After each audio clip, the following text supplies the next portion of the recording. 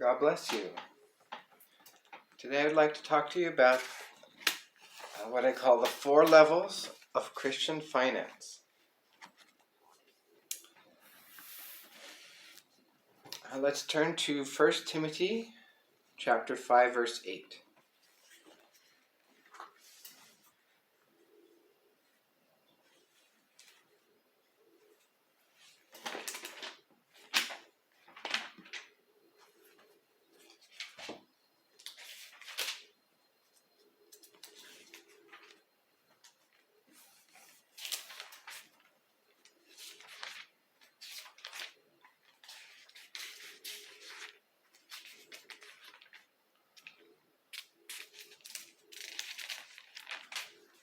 So 1 Timothy chapter 5, verse 8. So this I'm calling level 0. It's not even a level. This is worse than any of the other levels, as you'll see. But if any provide not for his own, and especially for those of his own house, he hath denied the faith and is worse than an infidel. So we are commanded to provide for our own household. Children, pets. If we can't provide for our own household, we have denied the faith. So now let's talk about level 1, which I call hungry. Let's turn to Psalms 107.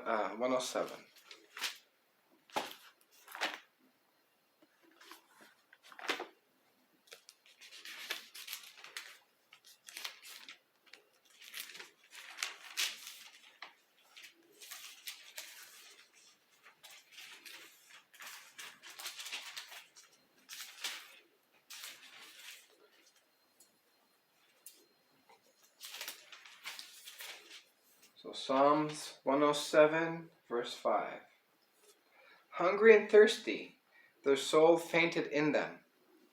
As we can see, being hungry and thirsty is not good. But one thing that is worse than being hungry and thirsty is having your family or your own household being hungry and thirsty.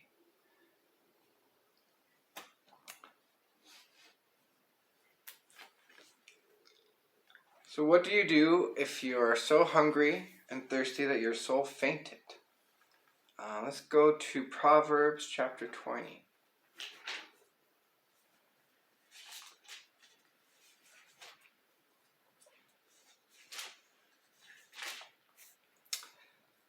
Verse 13. Proverbs chapter 20, verse 13.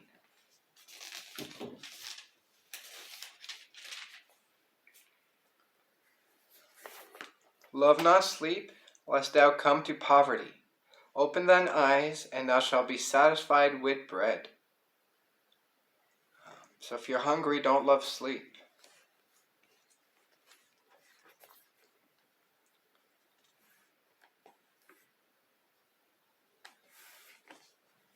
Now, so that was level 1. So you're hungry.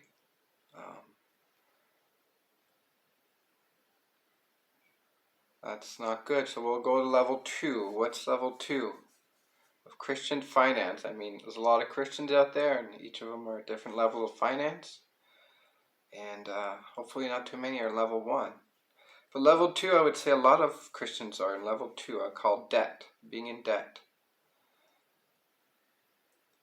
We should have wisdom. Which debts are good, which debts are bad. I mean, ultimately we should be without debt. I could say maybe certain things like a house debt might be better. If something happens to you, you can maybe sell the house and pay off the debt, as opposed to, say, credit card debt that you don't really have anything to sell to pay it off. So let's turn to Psalms chapter 37.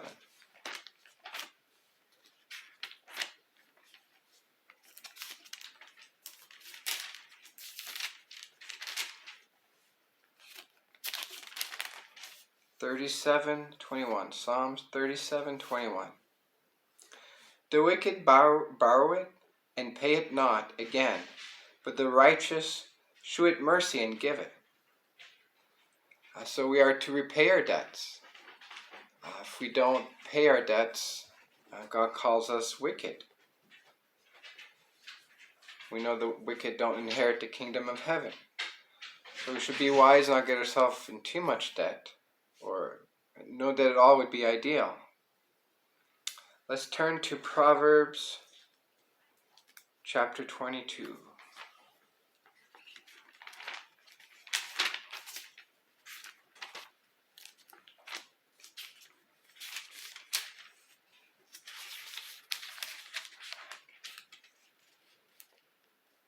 Verse 7. Proverbs 22, verse 7. The rich rule it over the poor, and the borrower is servant to the lender. So most people work, or a lot of people work to pay off debt. We're sort of slaves to our lenders. That's what the Bible teaches us. Let's turn to Romans chapter 13.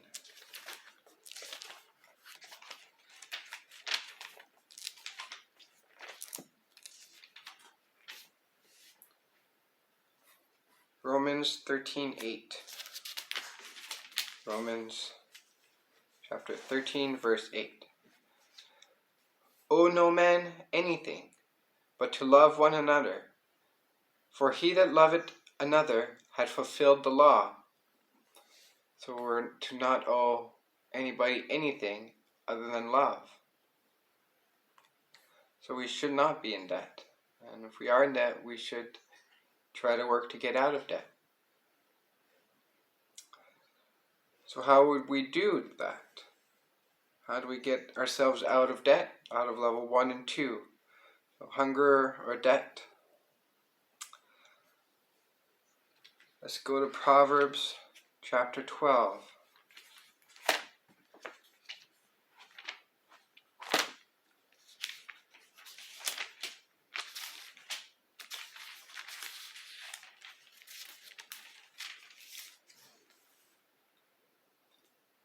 Proverbs 12:14. A man shall be satisfied with the good by the fruit of his mouth, and the recompense of a man's hands shall be rendered unto him.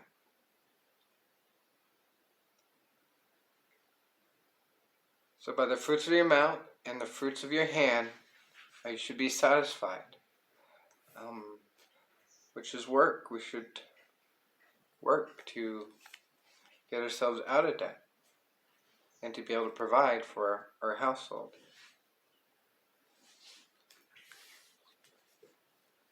Let's go to Ecclesiastes chapter 4, verse 8.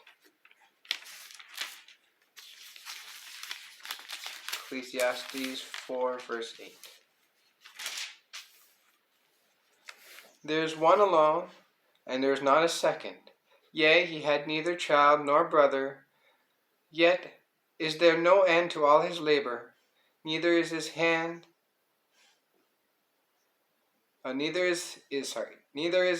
eye satisfied with riches. Neither said he, for whom do I labor, and bereave my soul of good? This is also vanity, yea, it is a sore travail. Now it's good to work, but it can also be overdone. Not to get ourselves riches. This man had no one to give an inheritance to. Why was he accumulating so much wealth? So it's good to work, but it's also not to be overdone.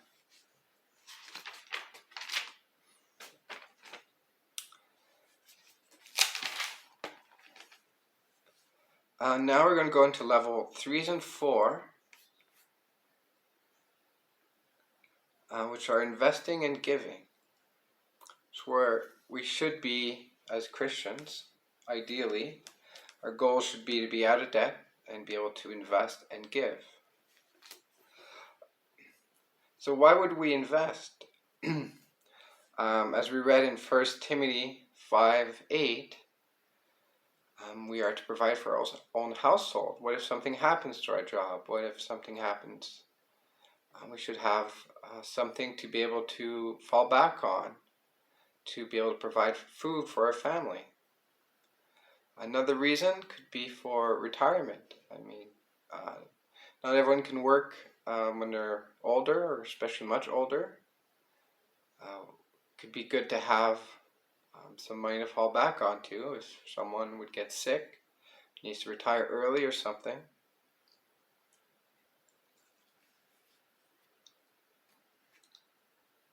Let's turn to Proverbs 23:23.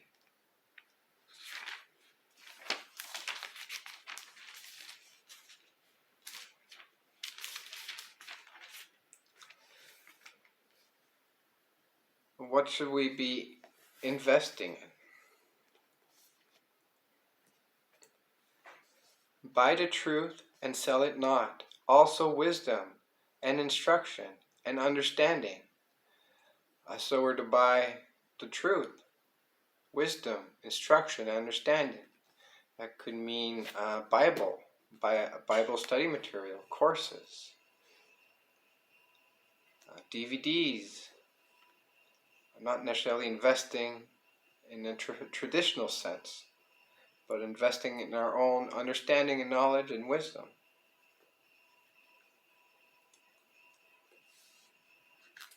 Let's turn to Revelations 3, verse 18.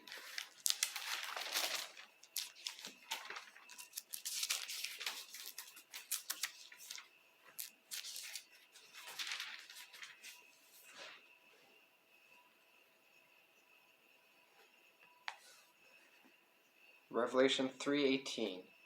I counsel thee to buy of me gold tried in the fire, that thou mayest be rich, and white raiment, that thou mayest be clothed, and that the shame of thy nakedness do not appear, and anoint thy eyes with eye salve, that thou mayest see.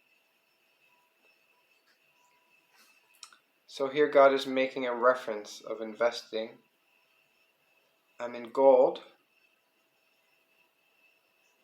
in clothing, and eye salve.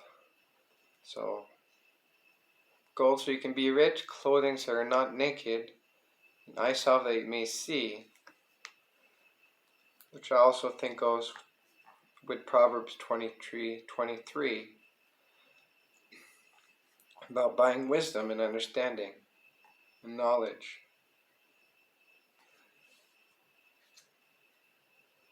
Let's go to Ecclesiastes 11.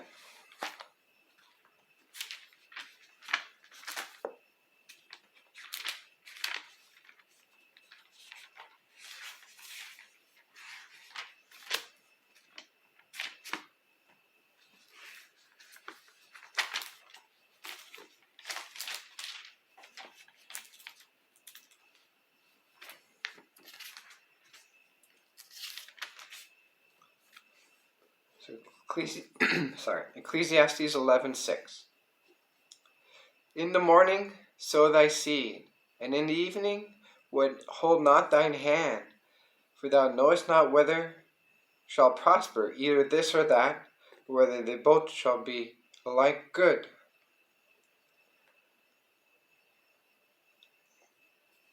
So it mentions in the first part investing in the morning and working in the evening, so that you may prosper. Or we won't know exactly what will make you prosper, but if you work hard, something will. Let's do Ecclesiastes chapter 5, verse 10.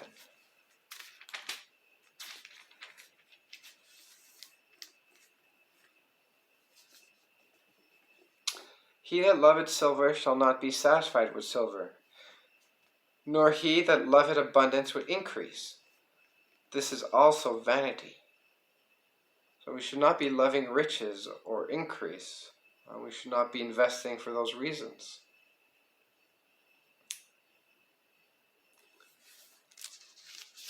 Let's go back to 1 Timoty.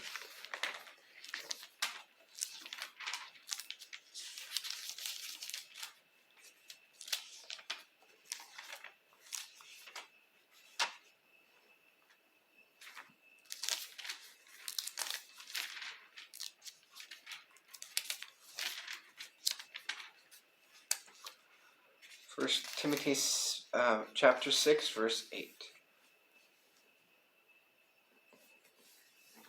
And having food and raiment, let us be therewith content.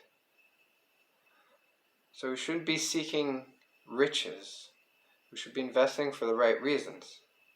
Just like I said, maybe making sure that we have something in case something happens, to make sure we're able to feed our family and house our family.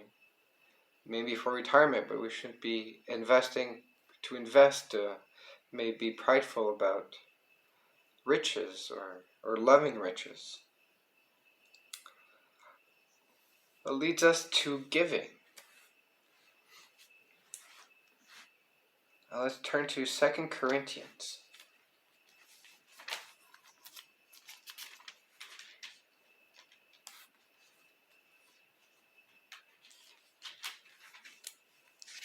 Chapter 9, verse 7.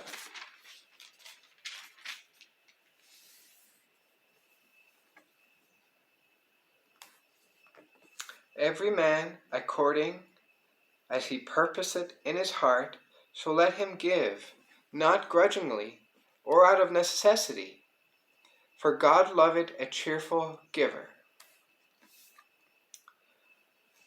So God instructs us on giving, but He wants us to have a good heart about it. He doesn't want us to be begrudgingly giving or out of necessity or duty.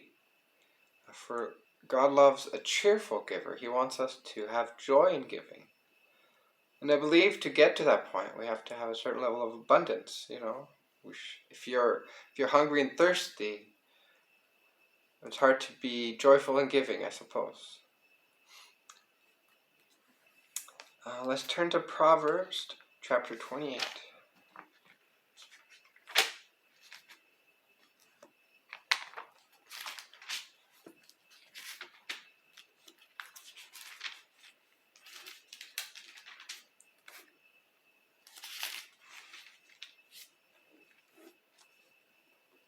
#28, 27. So Proverbs chapter 28, verse 27. He that giveth unto the poor shall not lack, but he that hideth his eyes shall have many a curse. So if you're one who gives unto the poor people, you yourself will not lack. God will make sure that you are not lacking. But those that will hide their eyes from the poor, they have a curse.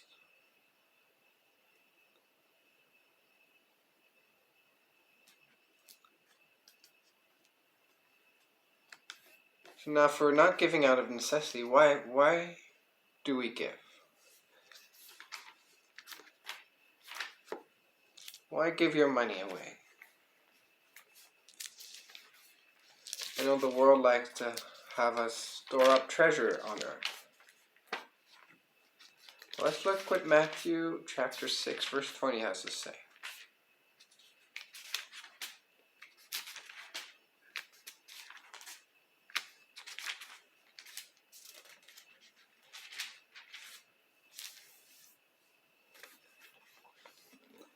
But lay up for yourselves treasures in heaven, where neither moth nor rust do it corrupt, and where thieves do not break through and steal. For where your treasure is, there will your heart be also.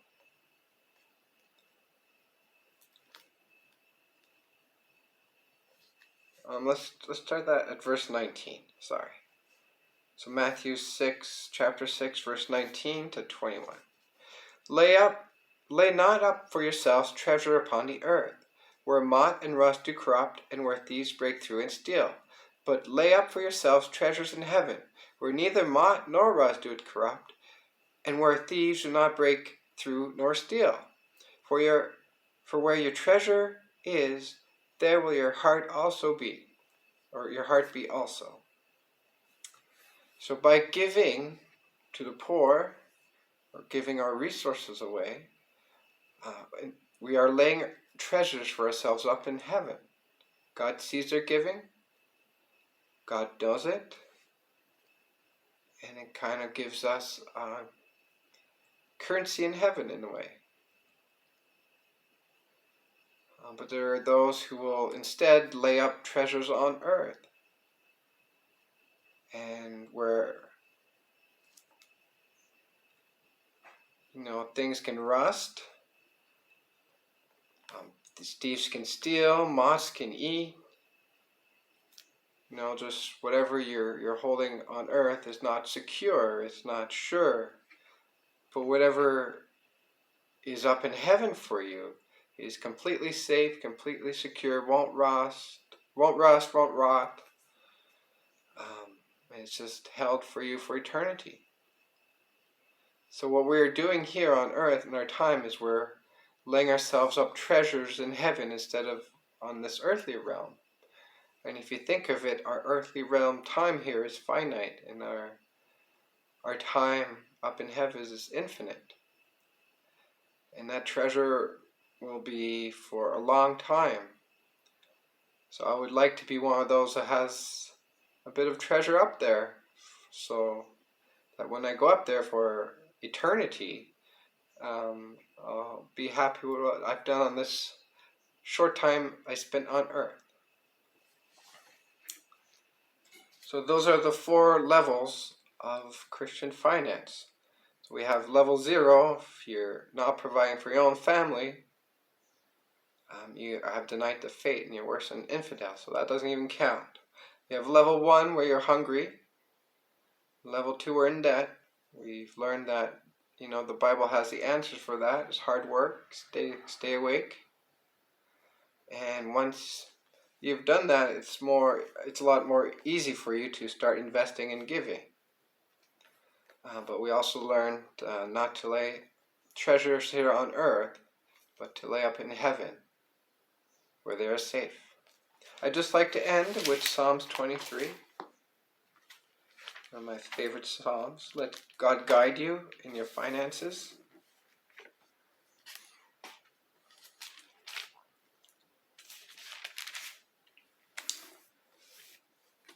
Let the Lord guide you in all that you do. The Lord is my shepherd, I shall not want. He maketh me to lie down in green pastures. He leadeth me beside the still waters. He restored my soul. He leadeth me in the paths of righteousness for his name's sake. Yea, though I walk through the valley of the shadow of death, I will fear no evil, for thou art with me. Thy rod and thy staff they comfort me. Thou preparest a table before me in the presence of mine enemies. Thou anointest my head with oil, my cup runneth over. Surely goodness and mercy shall follow me all the days of my life, and I will dwell in the house of the Lord forever.